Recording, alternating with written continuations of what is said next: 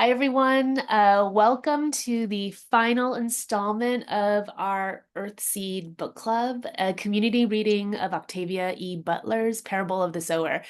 We are all so grateful to be in community with you today. For those who might be new to the mold community, we are a critically acclaimed print and online magazine about designing the future of food.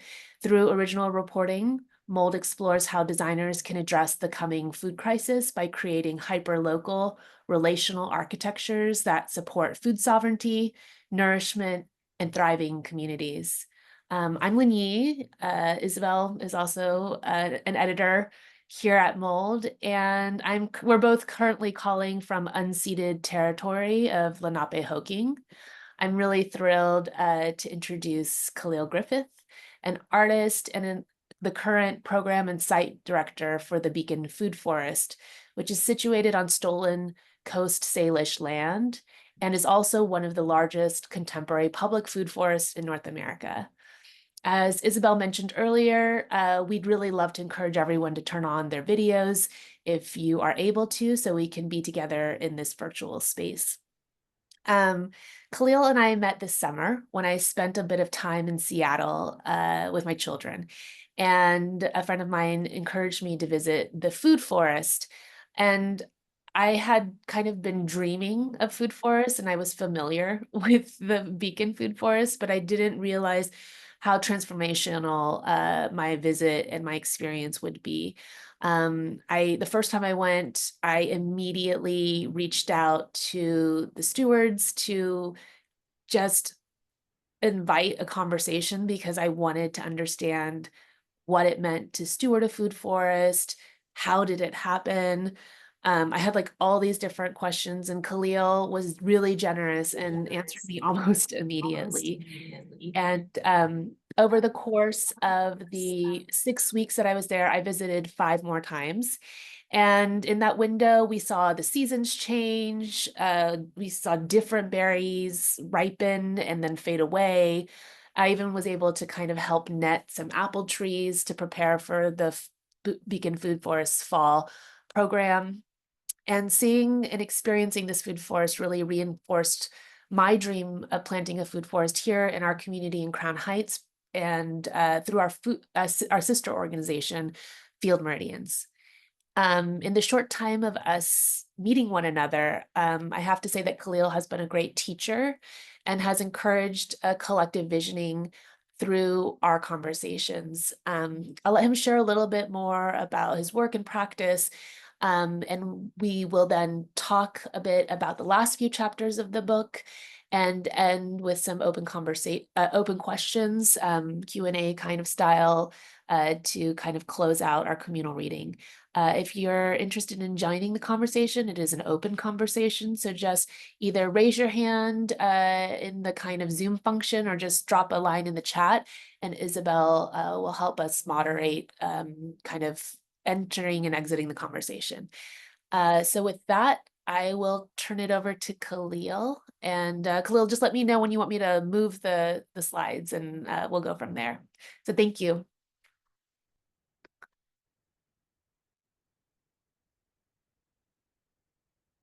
Sorry, I didn't know I was muted.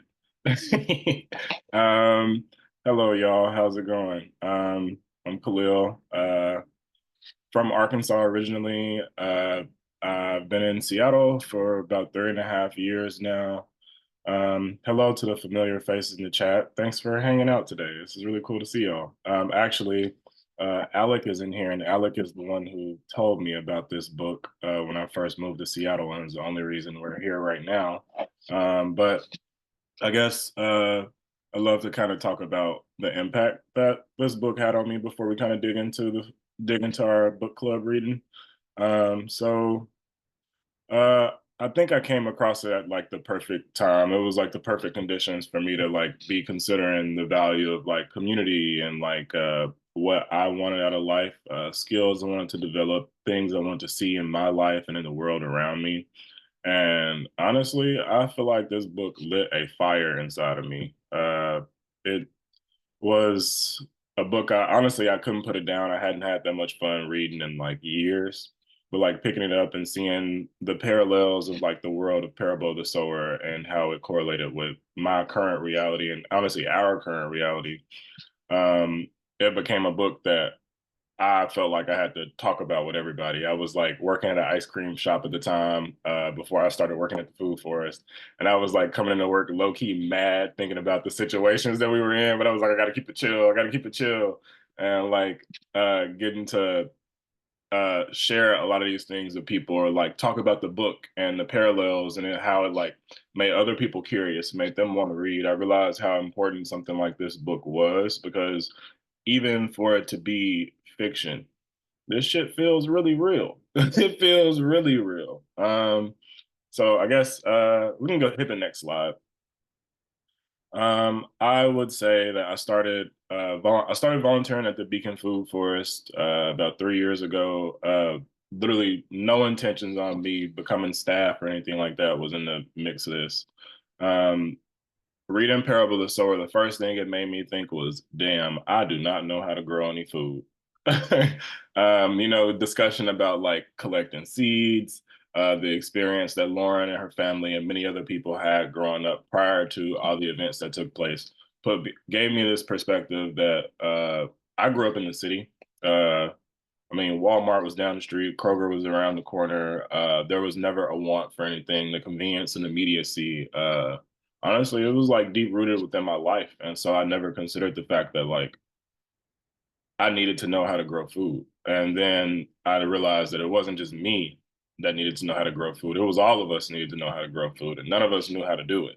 And no, most of the people around me, no one had gardening, farming experience. The only experience I personally had was doing landscaping with my father because my grades sucked in school, so he made me work with him on the weekends, which was pretty. It ended up being a really cool thing, and it's honestly the only reason I was able to work as hard as I have working at the food forest. So for those who haven't heard of the Beacon Food Forest, the Beacon Food Forest is an open harvest food forest that's sitting currently at about 3.5 acres. This is most, but not all of the food forest in this picture on the left here. With about 90% of it being open harvest, people come together for harvesting food, harvesting medicinal plants, or harvesting for like crafting purposes, but also just to kind of like be around people. So my job as a site and programs director is to kind of ensure that the site is welcoming, safe, well maintained, that sort of thing. But it's community work, and it takes a lot of showing up and a lot of energy to be able to like keep things going because although like yeah the food forest is a really cool concept, it takes people. The food forest is a volunteer based organization, meaning I am only one of two staff. The food forest has been around for about 15 years, and in the 15 years I'm only the fourth staff member, which we just started getting staff maybe 4 or 5 years ago. So like thinking about people power, the power of community, collective visioning, that sort of thing is kind of what has brought the food forest into fruition and made it a possibility. And it's what kind of keeps it going. You can hit the next one. Other than my life with the food forest and building community, I love art, photography, painting, gosh, this feels so funny. Like just having to talk about myself. I told myself recently I would start like kind of like talking my shit a little bit, owning up to what I'm capable of, what I do, all that jazz. So I've been doing photography for years, honestly. I'd say majority of my life I've been doing photography. I try to do it professionally as like a career. That shit sucked. Not my vibe. I love it more so from the perspective of sharing moments, sharing memories, giving people the opportunity to see little specks of joy or little wonders in the world. And that's kind of been my whole perspective on any kind of or form of art that I share. So yeah, if anybody's interested in photography, stuff like that, we can talk about it after. You can hit the next one. And do a lot of crafting. Love autonomy. People learn how to do things. This is definitely a break off from my time reading Parable of the Sower and working at the food forest. I love to cook. I love to craft. I love to see what's possible, what's capable. I'm learning more and more every day. These are just little random things I did. There was plenty of things, but I didn't want to overwhelm folks or do too much. But really, just I love thinking about what's possible with the small things around us that we usually take for granted. This is just, I was trying to make Pop Tarts with some blackberries I harvested from the food forest. And then just like some green onion oil or scallion oil I was making for just like random things in the kitchen. Just, I'm all about people power and allowing people to be able to create their own things and being able to learn what they're capable of as well. And so, usually when I'm like crafting stuff, I'm always sharing my journey of crafting and allowing people to kind of like ask questions or see that they can also do a lot of this stuff because most of this stuff is low key kind of easy, but we just don't realize how possible it all is. And so honestly, I'd say that kind of wraps up a little introduction of who I am or kind of what I value for the most part. Uh, but yeah, we can honestly hop into it. So, oh, I thought you were about to say something, then you. No, I was gonna say, tell us, Okay. let's get grounded in the book. Like maybe can you ground us in where we're opening, kind of like what's happening in the narrative arc of the book? Yeah. So where we left off. So we are talking about chapters 20 to 25 today. Chapter 19. So this is uh when Lauren and the rest of Earthseed just casually bumps into Bankhole. They bump into Bankhole while they're traveling north. They end up walking along the same route. Lauren notices Bankhole, but doesn't think much of him personally until they find themselves in a situation where they're witnessing a disaster happen, which is the falling of a nearby community, and they're seeing groups of people move towards it, just as like people are ransacking or taking what they want, or you know how Parable of the Sower goes, and so they are moving away, and I'll hold on to my perspective on this. So as they're moving away, they end up coming across a what honestly looks like a pile of rubble. Oh, this is all right after an earthquake. So like they end up seeing Allie. They end up finding Allie and Jill buried under a pile of rubble of an abandoned building due to an earthquake. So they pull them out, and I believe that Banko notices that Lauren took the time to pull these people out, and they find themselves in a situation where they are having to fight for their lives, honestly, because they displayed a moment of weakness to a lot of people. So there are like scavengers nearby watching. Some hurt, weaker women have just been pulled out of a pile of rubble. They're bloody. There's a lot going on, and they find themselves in a fight. And afterwards, these three people decide to join Earthseed. So now we fast forward into chapter 20, and this is after a bit of time of these new people joining the crew. So Yeah. yeah, And I think that it's really interesting that we're starting in this chapter where Lauren, that Bankole is like starting, has joined the group, and there's all of a sudden a love interest for Lauren. The first kind of maybe like kinship that we see Lauren engage with since Curtis back home. And it was really interesting because I I was rereading these chapters, I was like, wow, like she really does not trust this guy. She's like, who is this person? I like him, but then like also not really going to trust my feelings about him. And I was curious about like the ways that this kind of partnership and the ways that Octavia envisions different kinds of partnerships plays into like this narrative of survival. And so, yeah, it's a question that I kind of had for both you. And these questions are really for everybody, but like if y'all have thoughts about it, please jump in. But yeah, any thoughts, Khalil? oh man, I feel like uh, I mean honestly through this entire situation, I feel like love and partnership are kind of like a unyielding force. Like even though like Lauren has her hesitations. There's also like uh, Jill and Justin, which is the child that they end up picking up along the way. In both of these situations, we have people who are reluctant to this change or like this adaptation, which is like love, care, watching over someone, having somebody to trust, but they end up all giving into it, kind of, and it ends up shaping a lot of decisions that they end up making in the long run, which I think is kind of cool because honestly, it doesn't matter what we believe or what we perceive, what we think. I feel like when it comes to love, we're all a sucker for love, whether it's romantic, platonic, or any of that. So it's pretty interesting. I also Yeah, really love, sorry, go ahead. yeah, No, go Heron. Um, sorry, I'll jump in because I was thinking at the same time, it's a question of like building the trust, and essentially it feels like everyone who's walking on those highways north is kind of like seeking protection, and as soon as can trust that that protection's there, then you know that you're going to be stronger as a group.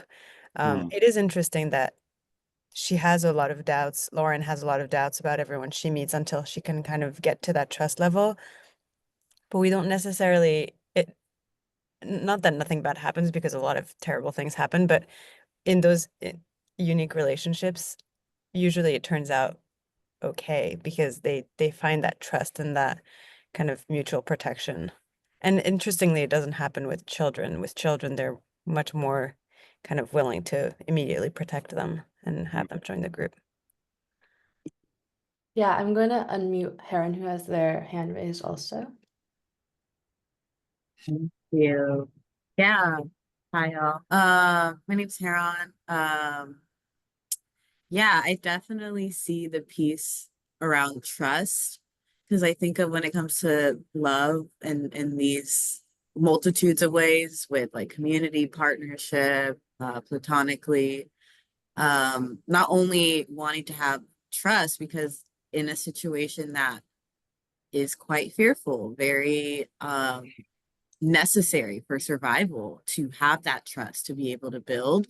And also thinking of like how much loss every person experienced in Mhm. this group that has come together. Like, what does it mean to allow yourself to be hurt again by potentially losing somebody you deeply care about and like allowing yourself to form a deep connection in a world where there's ongoing threats to the livelihood of somebody you care about, right? And so that like fear of being vulnerable in such a way after like each of these people have lost their worlds essentially and the people in it. I can't help but like see that, and also considering how uh, Lauren is hyper empathetic, can feel truly. So what does it mean to not only be having that in your body to where you physically feel what it's like to have that pain of somebody else, but also just like on a regular day, what does it mean to like see somebody you deeply love and care for, their safety and well-being not be secure, right? And like allowing to build a connection with somebody like that can be really painful. Thank you, Heron, for mentioning like grounding us in this question of trust because and vulnerability in the face of loss and threat, I would say. One of the things that I was thinking about when I was rereading this was if you're familiar with Adrienne Marie Brown, who is a facilitator and I would say almost like a spiritual doula for this moment. She talks a lot about moving at the speed of trust, and I was thinking about that as as the group was encountering different scenarios, and we could see the kind of dynamics of the group unfold. Yeah, I think that speed of trust is certain moments, certain things like for like Banco, they didn't really have a direct situation where they discussed him joining.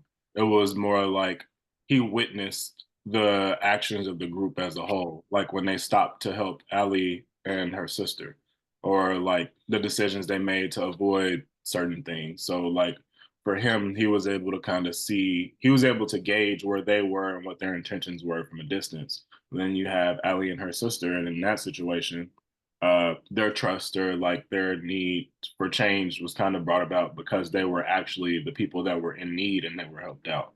So Yeah. everybody has a theme. And I would say, like, just to address the elephant in the room, we in the United States are preparing for, I wouldn't say a massive shift, but I would say a massive uncovering of a certain kind of predatory, toxic kind of political climate with the Trump presidency and the kind of our political apparatus kind of showing its kind of worst faces. And so I also was thinking a lot about the ways that trust and survival are intertwined in these precarious moments, and what lessons we might learn as new formations emerge as the pressure begins to build for our most vulnerable groups, which are, I'm assuming, include people in this virtual space that we love, and people outside of the virtual space that many of us are connected and care for. Yeah.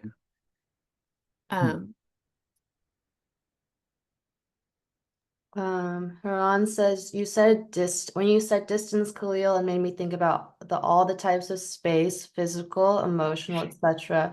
each person kept when meeting someone new until that trust was built. Yeah, so this Yeah. very physical reaction. Mm-hmm. And self-protection too. Yeah. And there wasn't even like, when you consider that, there wasn't even like the group wasn't cohesive, and the group wasn't able to really see each other in fullness until trust was developed. So if we look at like gosh, what's his name? Morin or Mora. Mora. Like when we think about like Mora wasn't able to trust anyone until he saw that there was another sharer, and he saw that this sharer was able to sit alongside other non-sharers. And for him, that was like a completely different perspective that opened the door for him. And prior to that, they didn't even know if he actually cared about them or not, because he left them on multiple occasions. So, it's a pretty interesting thing, what it takes. There's a price for trust, I guess. Yeah. I'm glad you brought up Mora, because this was a question I had for the group, which was the ways, like, why it was important for the narrative arc for Octavia to introduce these other sharers in that moment of the book. We're like, like the last 20 pages or something, and all of a sudden 4 people appear, all of them who have been enslaved by debt, all of them which are sharers, and they all appear kind of within like a couple pages of the book. And so I was really curious about the ways that Lauren, recognizing her sharing kind of condition as perhaps a superpower, or perhaps something that brings her together with other people, like, why then? Why was that such a critical thing? 1 second, I wrote notes on this. I gotta grab my iPad. Okay, great. I mean, just for other people too. I was just kind of curious how it kind of functioned for you in reading the book. I have something to say, I think, about it. I think that like something I was thinking about too when you were talking about Lauren and Bankel is like framing it as like in Earthseed and in Parable of the Sower, it's kind of a religious text. You're sort of seeing the evolution of Lauren as the founder of this religion, and you can connect it to like the Buddha or Jesus. They're very like isolated or individual characters. Like they are always like leading a group of people and in community with people, but they're not on the same level as other people. And it's like introducing these sharers who might also have the same like special power that Lauren has. Maybe it was like, to me, felt like an extension of like Octavia's idea that like this idea of Earthseed isn't an individualistic and religious endeavor, but something that can be it's like not dependent on Lauren herself. Like Lauren could never do it herself and needs to be distributed amongst her community and live beyond her as well. Mm. I think it represents a kind of vulnerability too. Like to be a sharer means that you can't really witness anybody's pain, and this is a very painful world. And like that, like opening up, this is like it's not just the fact that they're sharers, but it's also that they ended up joining the group very fast. Like, and that, like you said, in the last like 20 pages, we got like 4 new people joining the crew. They experience hardship together, which I do think does bring them closer together faster. But I also think like being able it shows the other sharers that there is a possibility, like the sharers could represent anybody in our world realistically, maybe the ones that are more reluctant, more hesitant to accept and trust or accept and connection from other people, but they're able to witness that there is hope and there is a world that is possible for them to actually survive and live and care for people and be cared for. Yeah, absolutely. And I think to Heron's point, like the sharers are also so vulnerable to that hurt. Yeah. Yeah. I forgot who just said it about um just the piece around of the group, and how Earthseed is forming, how like it takes a village. I forgot who said that. My brain's a little foggy right now, I'll be honest. But it just made me think about like in every movement that has been experienced, like civil rights movement or collectives, groups like the Black Panther Party, like folks who are collective, like we might hear about specific names, right? Like Malcolm X, Martin Luther King Jr., like we hear specific names, but I remember just like always like rooting in the fact of like it took everybody who was involved in that to make it happen. And like we might be able to recognize quickly these names, but like what does it mean to really honor each and every person that made this happen and made this possible? And I think that's like where that shared piece comes from. Like, yes, Lauren, having that text, having that perspective, having that vision and sharing that, but also like being able to witness how much Lauren was not able to do and like any of this like on her own. And even like kind of even being younger, sometimes you could see that she kind of wanted to. Like I remember like way back when she would get like with her friend and stuff, she's like, come on, we have to do this, we have to do this. Like her very being driven by her own kind of perspective and like what needs to be done in her own way. Like I can see the time of which she's experiencing this and like her own age show up in that, which makes sense. But also like as it gets older, more time has passed, more experiences had, and just seeing that shift to really being like the same intention, the same core piece that was there earlier around like we need to do this together, but it's just different now seeing it like come together. But yeah, it just made me think about that piece around them. We might only hear a couple names, but it really couldn't have been done without everybody. Yeah. True that. I like this little passage from the top of chapter 23 from the Book of the Living from Earthseed, where Lauren writes, your teachers are all around you, all that you perceive, all that you experience, all that is given to you or taken from you, all that you love or hate, need or fear, will teach you, if you will learn. God is your first and your last teacher. God is your harshest teacher, subtle, demanding, learn or die.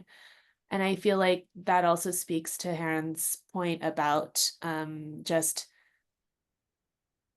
we have to listen to the collective, and the collective work would not, even though we may know Lauren's name, the work could not be accomplished without a kind of collective visioning and a collective learning, and recognizing that all our teachers are around us. Mm-hmm. Yeah, I think to add on to that, I know Lauren is seen as the leader, but she never truly makes any decision on her own, like everything is always done as a group to see perspectives. She's always like opening it up, and she she's aware that she doesn't know it all, which I really appreciate.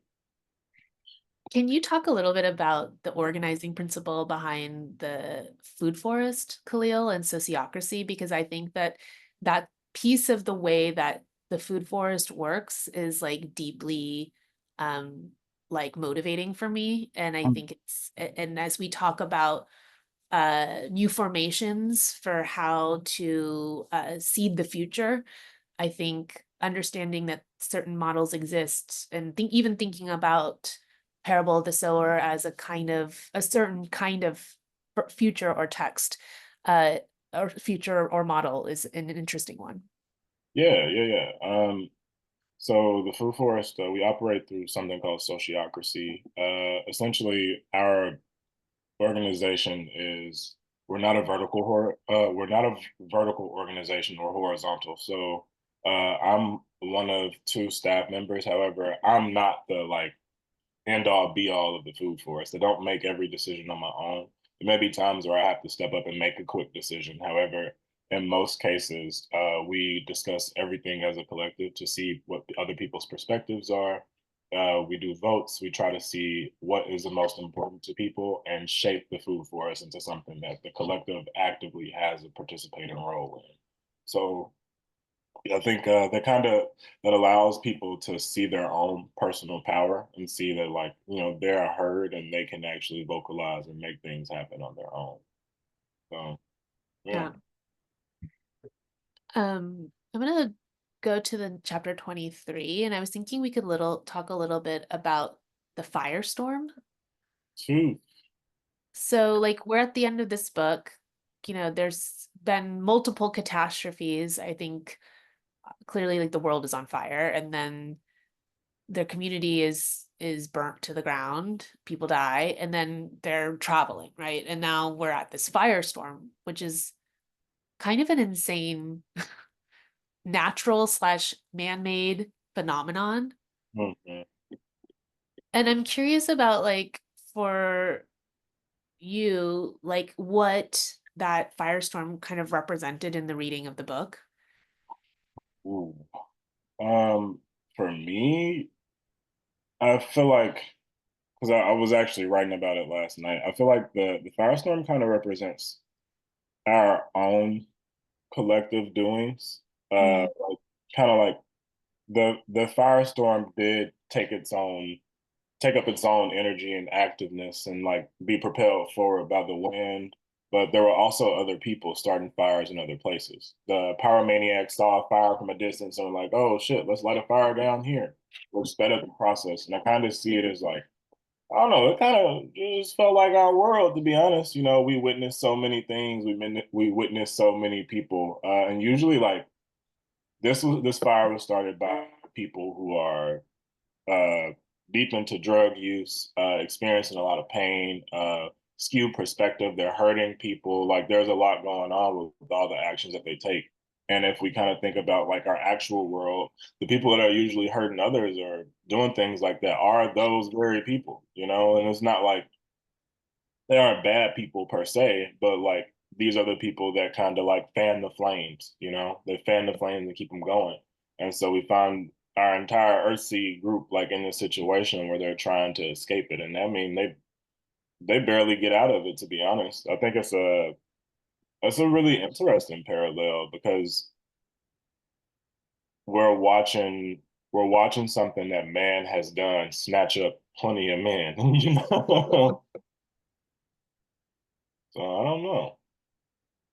Yeah, I mean, I think to your point, Khalil, like there's just so much predation at all different levels happening within this book. The addicts are being preyed on by the drug manufacturers and pushers, like, and then it creates a circumstance in which they're preying on other vulnerable populations and creating a situation that is untenable and unlivable for everyone. And I feel like the kind of push for a livingness, which is like the Earthseed vision, right? This kind of like we can be amongst the stars, like this kind of destiny of like growing something um Yeah. is such a powerful life force that like propels the group forward. Yeah, it pushes them out of that cycle itself. And like it was the final chapter. It was when Emery was talking to I think she was talking to Harry about finding a job, and she's talking about being a driver, and he thinks she's talking about being like a car driver for somebody. And she's like, no, I mean like a slave driver. And he's like, why would you suggest that? And everybody's like, well, how could you, of all people who was a slave, suggest that somebody be a slave driver? But really, what we're witnessing is that cycle you were just talking about, like we're seeing like people who were pushed away from their lives, who were pushed away from everything they had, perhaps drug users or whatever they have going on, and now they have to find a way to fight for themselves. And there's only two things that they can do. It's either be the slave or become the slaver. And some people don't get the opportunity to become the slaver. And once they break free, they have no choice but to turn to either a life of crime. So that's either killing, stealing, raping, whatever they're doing to put themselves in a better position. And so now we're in this perpetual situation, it was just snowballing at this point, and we end up in the same situation. And then we have something like the big snowball, which could be like the fire, which displaces many more people. So feels We like are real life. we are in the avalanche of the snowball, I feel like, Yeah, the perpetual avalanche. yeah, buddy. Yeah, I thought that Octavia's rendering of a new system of enslavement was so close to our near present future. And it like people have talked about Octavia's writing in a way that they're like, oh, she's not like a poetic writer. And I kind of feel like for the content of the book, like I don't want the poetry. Like I want the kind of clarity that a kind of straightforward prose can bring. And so the way that even Emery brought that up and was like, it's not a judgment call, it's just a reality check, was really powerful. Mm-hmm. Oh, absolutely. Absolutely. They can say what they want about Octavia, but man, listen, she is a writer. She is putting it in your face. Yeah, absolutely. Um, and so for the last like maybe 10, 15 minutes of our kind of convening, I thought maybe we could dig into um yeah, Heron was saying that it's one of their favorite styles of writing, and agreed. Like, I'm a nonfiction reader for sure. And Mhm. I know this is a science fictional tale, but it felt very near future. And like a little aside is that when Khalil and I first met at the food forest, I mentioned that Parable of the Sower was on my mind because we were approaching July 20th, 2024, which is when the book opens. It's Lauren Olamina and her father, Pastor Olamina's birthday. And I also share that birthday, which is why Parable of the Sower has always been a book that I have kept kind of close to my heart. And that's kind of how Khalil and I started talking about Parable of the Sower. And so now we're at the end of the book. We are in a certain kind of forest as well, a potential food forest. Um, and the Earthseed Collective they're trying to decide, do they stay or do they go? And I think it was fitting that they arrive to this kind of Eden and it's filled with ash and bones. And so one of the kind of ways that this book closes out is this reconciliation between death and life. Um, and I just wanted to kind of open that interplay up for discussion. Mm, mm. God damn, Octavia. You could like They've like literally walked across the entire state and then they're like, we've arrived and Yeah. we've arrived to another kind of death, like another kind of violence that we have to confront. Yeah.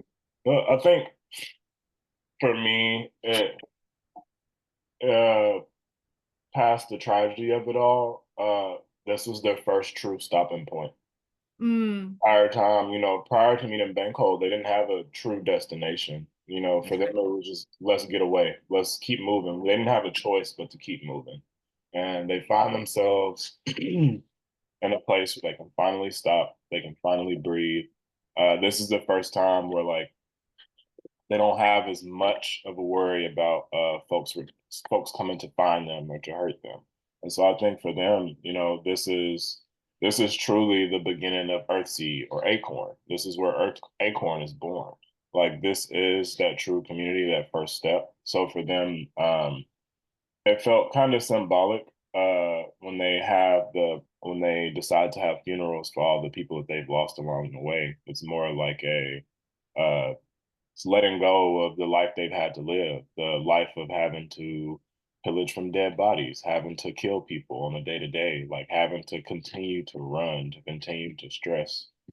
So this is like the beginning of stability for them, I think, and actually deciding how they want to live for once for the first time. And it's been what, like 7 years? So yeah. yeah, the way that, sorry, Heron. Oh, yeah.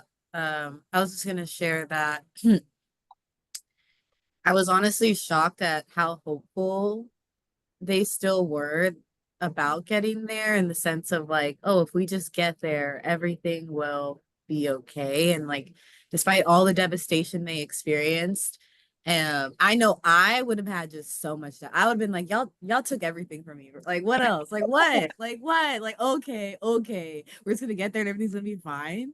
Like, that would have been me. But I'm like, maybe, I don't know. Like, I know when I'm with my people is when I feel the best. Like you feel that security, you feel that safety, you feel like as close as to anything in that feeling of like I'm good is usually when I'm with my people, right? So like maybe that influenced it. Maybe it also came from like necessity, out of like we've been through so much, like I need something to be hopeful about. And I feel like that just mirrors, yeah, a lot of the devastation happening now, like, right? Like in the experiences right now, like how much terrible things have been seen and experienced, and we know, and just like you can, I forgot what the quote is about despair, like leaning into despair or leaning away and into something else. But nonetheless, I feel like, yeah, it's easier to do whenever with people you do feel trust and connected with.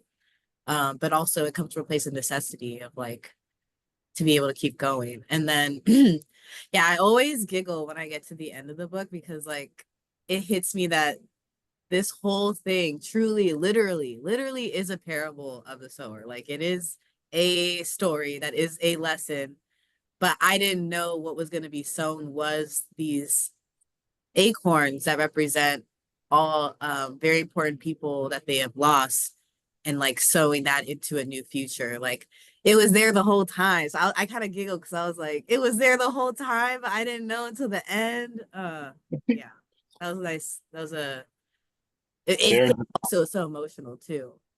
Mhm. There's your poetry right there. It was there the Mm-hmm. whole Whole time. time, the whole time. time. The whole time.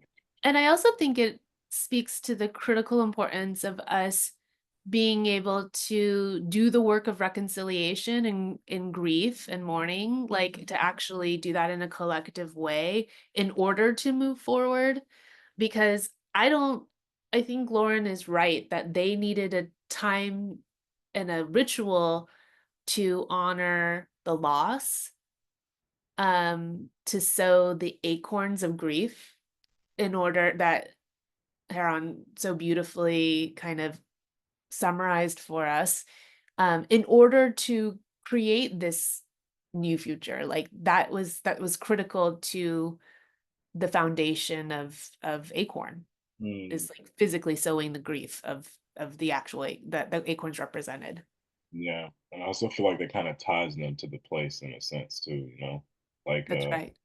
all the loss along the way, what it was all worth, Yeah. Yeah.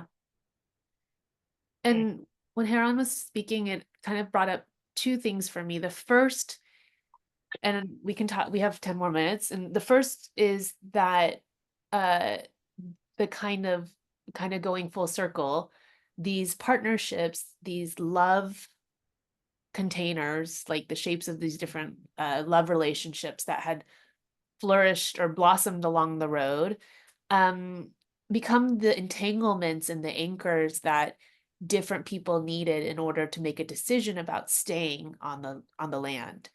Um, and so I thought that was actually super interesting because it feels like without all of them having come together, maybe none of them would have actually actually stayed in the place.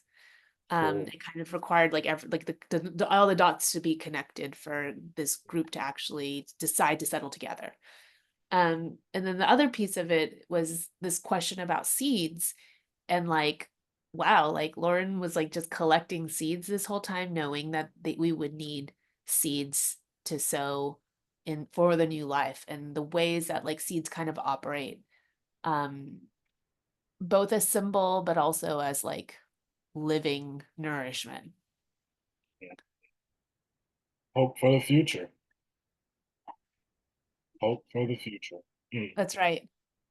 We, for those who might be interested, Mold published a physical print issue of our magazine about seeds in the like spring of 2021, and it was we put it together. We were working on it during the pandemic and the George Floyd uprisings, and we talk about seed intelligence and the lessons that seed can teach us. And so I think about that a lot, and I'm curious about how practices of seed, like learning lessons from seeds, how that might help us as we like enter this new kind of cycle, this new season, for both grief and for planting, I would say. Mm. I'd say some seed is opportunistic. It needs the right moment and the right conditions to really be able to flourish. And it's interesting to see, like, you got things like dandelions that let their things float with the wind because they're just like, go everywhere, just go anywhere, And then you got things that fall right where they are or that need right conditions. Or like, I think my favorite seed right now that I've been looking at is the Sichuan peppercorn. Uh, Mm, so Sichuan peppercorn is going to have its entire like yearly annual cycle, from like having no leaves in the winter to budding and then producing fruit. And the fruit don't actually ripen or produce seed until right before fall hits. So like that's a part of it. But then the next part is that the seed falls and it needs about 120 days of cold stratification, which is literally the amount of time it takes for it to start for that's winter. That's fall and winter just happening. And then once spring comes around, they're like, oh, all right, guys, it's time to go, like, and I think it's just really cool that like they're so in sync with the calendar, with like the happenings of our world that they take this moment of rest, or they have an actual cycle. I think that's really interesting. mm. That's so beautiful. Mm-hmm. That's an ancestral plant for me. So I feel Uh, like thank you for calling in my ancestors today. hey. Um, I wonder if anybody, if y'all are open to it, since we're at the end of this book, if anybody is interested in sharing perhaps some lessons that they're going to take with them into this next season from the book, things that um might be anchoring or visioning for them.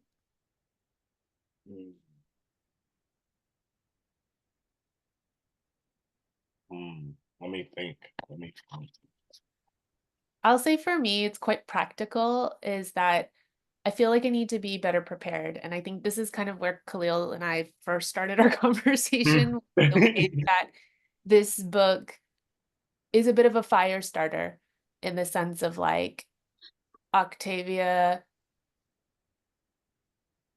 on some level has like it was crazy that like the day after the election everybody was posting their parable of the sower texts about a demagogue being like elected.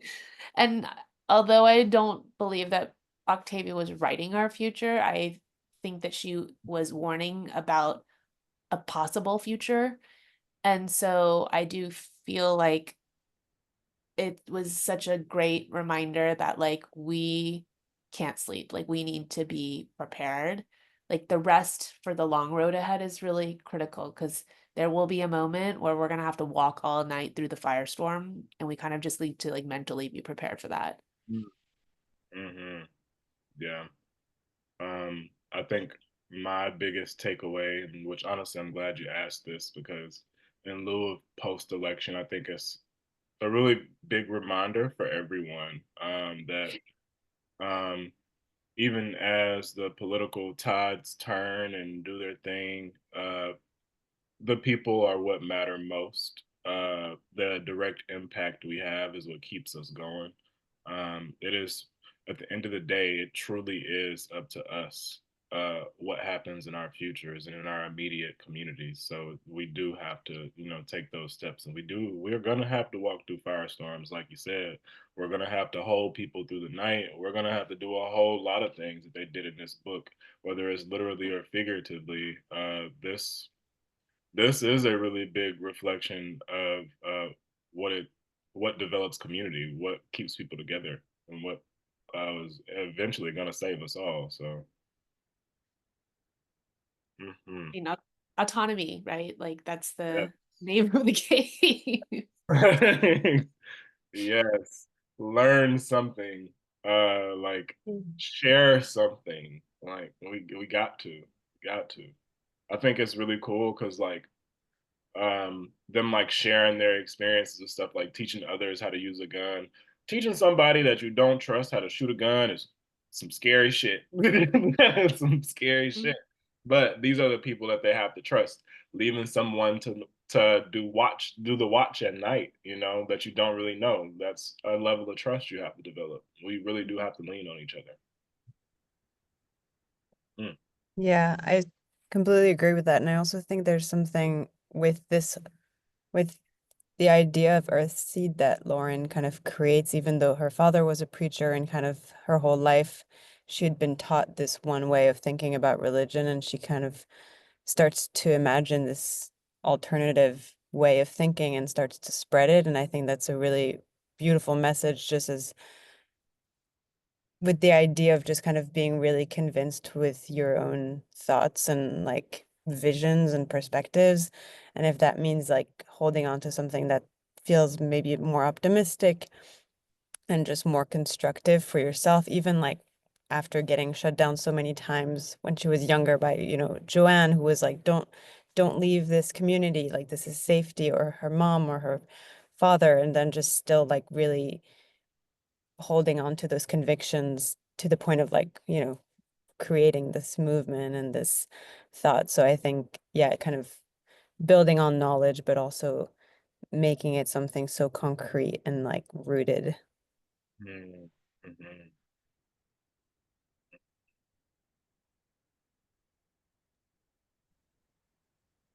I think I like I was reading the chapter where her and Banko are talking, and she kind of has to stand up for herself, which I think there were times where, like, in her past, where she recognizes someone wasn't picking up what she was putting down, and she'd be like, "Okay, I see, I'm doing too much," she'll chill out. But after losing so much and experiencing so much and valuing her own perspective enough to stand on it, even with a potential love interest. You know how crazy and hard it is to speak up against your love interest, It's crazy, but you know, like that just kind of shows the value that she placed in Earthseed and how important she saw the work to be. So, you know, stand on it. I definitely agree. And it's something I'm definitely taking with me. I think it kind of connects to one of the things, which is, I don't know, I always remind myself like I can do hard things, like whether I'm like getting a tattoo, whether I'm like, you know, and it's scary, ooh, or I'm like, you know, having to have a hard conversation, and like we can do hard things. And I think the conversation they had at the end when they're like, what are we doing? Like, what do we want to do? What do we want to build? Like that honest conversation is like, I was fascinated by it because I've never had such a, I don't know, I feel like I haven't had the opportunity, and maybe other people can resonate. Like I haven't had the opportunity to really talk about like, what are we gonna, what do we want to build together? You know, especially with like the structures that we've been forced under. Like if that stuff was all wiped away, all burnt down, crumbling apart, like what do we want to do? What do we want to build? Like watching that conversation was fascinating, and I can imagine it was like really challenging. And yeah, it's just one of the things to take away from it was just like, if we're really going to build something together, like what does it look like to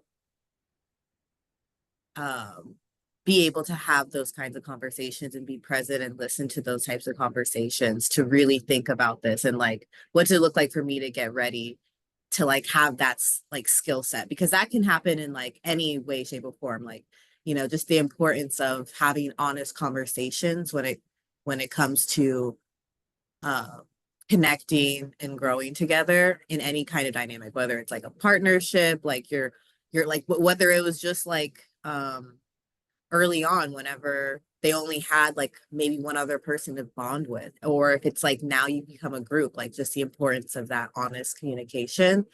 um yeah, that was just one of like, that part I wanted that to be longer, but you know, I was like, how are there only this many pages left and they're just now talking about this? Like, are you kidding me right now? Like how like Setting it what? up for the sequel, you know? Yeah, we gotta, Yeah. yeah, Parable of the Talents, here we come. Um, thank you all for joining us today. Thank you, Khalil, for just holding space for us to learn more about the ways that this work in particular has kind of infiltrated and rooted into your own life and kind of practice. For those of you who might be in Brooklyn, we are meeting, we'll start meeting weekly in January, but beginning on Sunday, December 8th, we'll be meeting at Rodeo Bar in Crown Heights to start planting the seeds for our food forest here in Crown Heights. If you're interested, you can send us a message and we can share more. And thank you for joining us on a Thursday afternoon. Have Cool. a good day, everyone. Wait, Carmela just said something about doing a panel at South by Southwest. It's called Octavia Knew How Black Women Are Predicting the Future. Yes, yes, yes, yes, yes, yes. Okay. Yeah. We'll be Cool. tuning in, Carmela. We'll be rooting you on. Yeah, absolutely. This was a pleasure, y'all. Thanks for making this happen. Thank you, everyone. Thank All right, you. y'all. Thank you. Travels. All right. Bye.